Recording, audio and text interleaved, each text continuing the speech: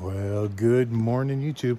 All right, guys, I know some of you have been waiting for it for a long time, but it is struggle bus time. If you guys remember when I drove it back from South Dakota last year, we had some issues with it overheating. So we want to take a look at that because Talon and Derek are going to be taking this to Daytona with us. They're going to have it parked in the infield and they're going to live in it for the 2 weeks that where they're working. So just want to try to make sure that it doesn't overheat along the way. We're also probably going to address the fuel system at some point. So we're going to get started on it, but because of the way the engine is put in here, it's going to be very difficult to do any work from the front of the truck.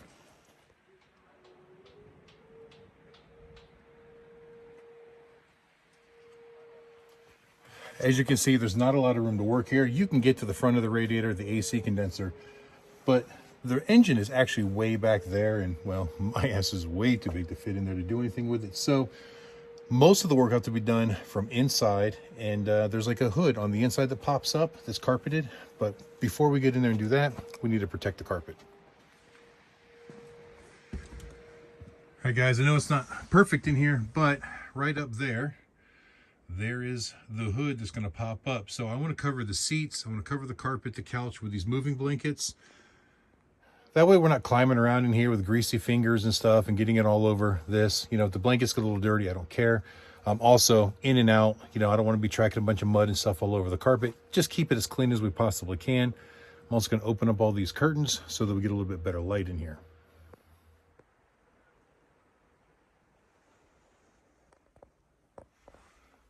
All right, well, hopefully that'll be enough so that, you know, we're not touching the seats and stuff with our greasy fingers. And we'll keep the thing somewhat clean. So let's get this hood popped open and take a look inside.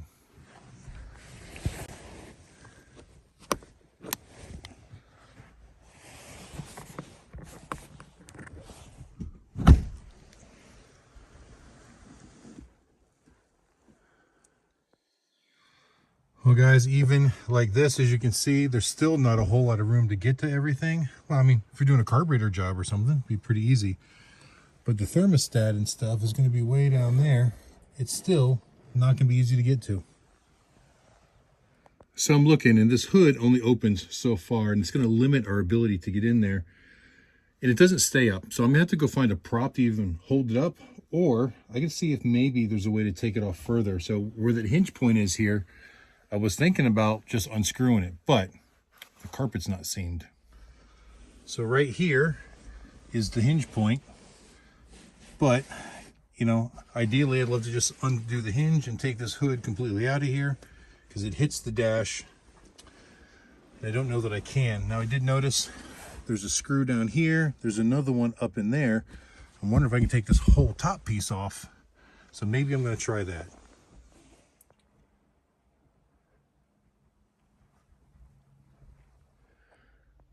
All right, guys, I finally got it out, but let me tell you what. It was not easy. Granted, there was only about 8 or 10 screws, probably, yeah, that held the whole thing in. But they were in places that were almost impossible to get to up underneath the dash. As you can see, the top here, there's like a little lip. They went through that and into the firewall. But on top of that, somebody apparently had tried to reseal it before. If you look, it's covered with red RTV sealant that is just embedded into the carpet on this, as well as the carpet that's on the floor. So even once all the screws are out trying to pull it up, it was trying to pull all the carpet with it. I had to get in there with a pry bar and separate them, cut with a razor blade. It was not fun, not easy. I even had to pull out the CB radio to get to one of the screws. I'm hoping I can find a better way to put this back in. But anyway, right down here should be the thermostat housing. Oop, there it is. So that's going to be my first guess. Unfortunately, when it comes to vehicles like this, diagnosing an overheating problem sometimes can be a little tricky. There's only a few things it can be, but 100% determining what it is very challenging at times. Now, the quickest, easiest, cheapest thing to try would be the thermostat. Now, I was told that the thermostat had already been replaced, but I also know better to believe everything I've been told because sometimes people are wrong. Not that I think the guy that sold it to me would have told me the wrong thing on purpose, but I would honestly believe that Stan was told that it was changed. But that doesn't necessarily mean that it was. So first, I'm going to try to get in here and do an overall visual inspection to see if there's anything that just looks out of the ordinary that shouldn't be right. And then we'll go from there. But if not, then we'll drain the coolant out of it. We'll remove the thermostat. We'll check flow through the engine, probably with a garden hose, just to make sure there's no kind of restriction. We'll check flow through the radiator, so on and so forth. And the only other thing would be a water pump. So it really comes down to, if the coolant level is proper, it's got to be a flow restriction of some point. Either the pump isn't pumping or something is not allowing the water to flow properly, which could be the thermostat, clogged radiator. Even if it was like a heater core, the engine wouldn't overheat. You just wouldn't get any heat in here, and those can be bypassed to diagnose. Speaking of which, this front corner up here is a little bit wet, and I don't know if it's coming from the heater core or if maybe one of the windshield seams on this side is leaking, but the carpet's definitely wet up here. And I don't know if you noticed in the thumbnail picture, we've got a tarp on the top to stop any other leaks from coming in, but if it's still getting water up here, it's got to be someplace that the tarp isn't covering. You know, maybe I should add also, just in case you're new to the channel and you weren't following along when we did the roadkill episodes, bringing this back from South Dakota, the engine in this is a Chevy 454 big block, which are really great engines. It's relatively low miles and it runs great. We just had an overheating problem trying to get it home from South Dakota, but that was also middle of summer and it was pretty hot out.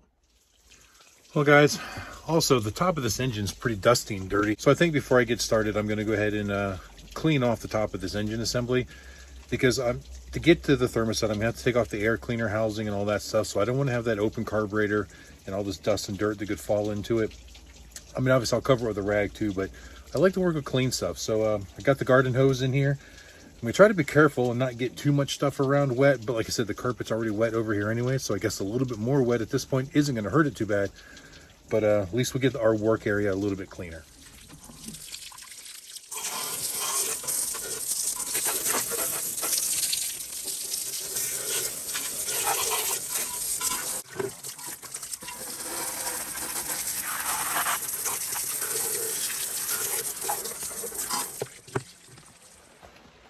And hooray, it started raining. So now the ground that I need to lay on to drain the coolant is all muddy. So I grabbed a tarp to lay down there. Hopefully I won't get too awfully nasty and dirty, but I'm gonna get down there, try to find the drain plug for the radiator, get the coolant out of the system. So I don't know if you can see it, but the drain petcock is way up in a spot where I can't hardly even get to it. And then trying to get a catch underneath it is gonna be impossible. It's right above the frame rail. Yeah, so if you can see it, it's right up there. But frame rail is right in the way. All these hoses are right in the way. Even around the other side, I can get my finger on it. But trying to drain it is going to be challenging. Let me see if I can find a hose to fit over the end of it. And then maybe I can route it down, because we've also got this air dam underneath it, adding more challenge. Hi guys, it was a pain in the butt, but I managed to get a hose coming off and letting it drain into a drain pan. It's a slow drain, but it'll get there. Well, I can tell you right now that nothing that we work on the struggle bus is going to be easy. I can just tell already. So to keep me from having to run in and out of the struggle bus all the time, I decided to bring in one of my small tool kits. Hopefully I have most of what I need here to get this job done. All right, got the air cleaner assembly off, and you see I took another blanket and covered up the dinette area for a parts organization spot.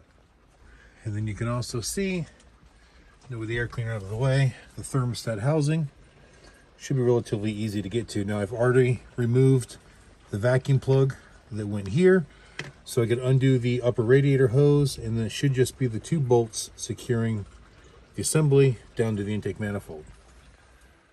Hi guys, and so I got the thermostat out, and it doesn't look too bad, and you can tell that it was replaced sometime, don't know when, because there's, silicone and everything on there.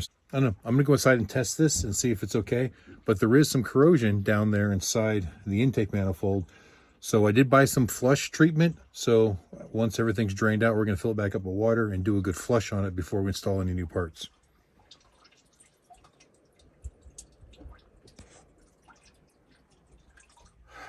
All right guys, so we're inside in the kitchen. I've got the thermostat in water with a thermometer, and when the water gets to 180 degrees, we'll see if that's when it opens, because the thermostat is stamped 180 degrees. That should be the point at which it opens. You see I've got the thermostat suspended, so it's not sitting right on the bottom of the pan. And same thing with the thermometer. It's not right on the bottom of the pan either. Right now we're just over 100 degrees, so it's gonna take a few minutes to bring it up to temp. All right guys, we are approaching the 180 degree mark. We're getting really close. Now let's see if this thing opens.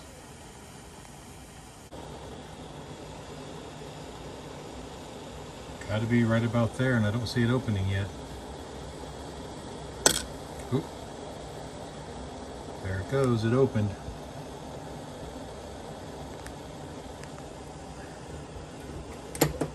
Turn the heat off, and we should be able to see it close back up. We take it out.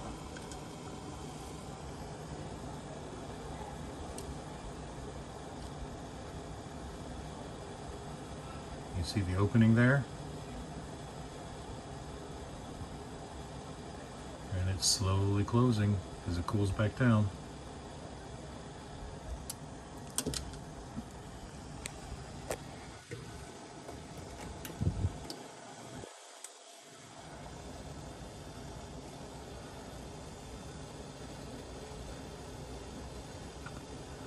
I've put it back in. Ooh, and keep it from fogging up. You can see it's opening right back up.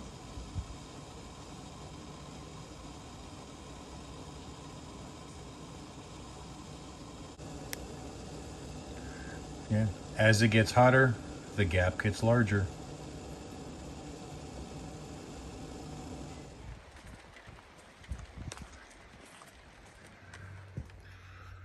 Well, that tested good. Off camera, I cycled it multiple times. It worked almost perfect every single time. So because I was told that it was replaced, there's evidence that tells me that it was replaced based on the installation, and I tested it and it's good. I'm going to say that the thermostat wasn't the problem. However, it was the cheapest and easiest thing to try to start with to check and see. So we could still have a water pump problem not flowing, or we could have a clogged radiator or something like that. I've inspected all of the heater hoses and lines, and nothing looks like it's collapsed or causing a problem there. So on to the next step. Well, guys, it's getting pretty late and it's getting dark in here. I'm having to use flashlights just to lighten me up to record. And, you know, these lights up here just aren't that great. So I think I'm going to call it quits for the night. And I'm going to do some research and find out what a water pump and a radiator cost for this. Because if I have to pull them out, I may just end up replacing both of them, because those are really the only other two things it could be. If the thermostat is good, the water pump and the radiator are around the only other options, unless there's something really restricting flow through the block, which I can't really test until I get the water pump and the radiator out. So at that point, I may just buy new ones and be done with it. But remember I mentioned earlier that the floor up here by the heater core was wet? Well, I just happened to notice that there's water up where the windshield meets the dash. What's strange is the inside of the glass isn't wet at all. So if you look down in that crevice, see it's wet down there? It's wet all the way across to about there. But the inside of the window is perfectly dry everywhere. So it's not leaking from the top seal. It's got to be leaking down there from the bottom somewhere.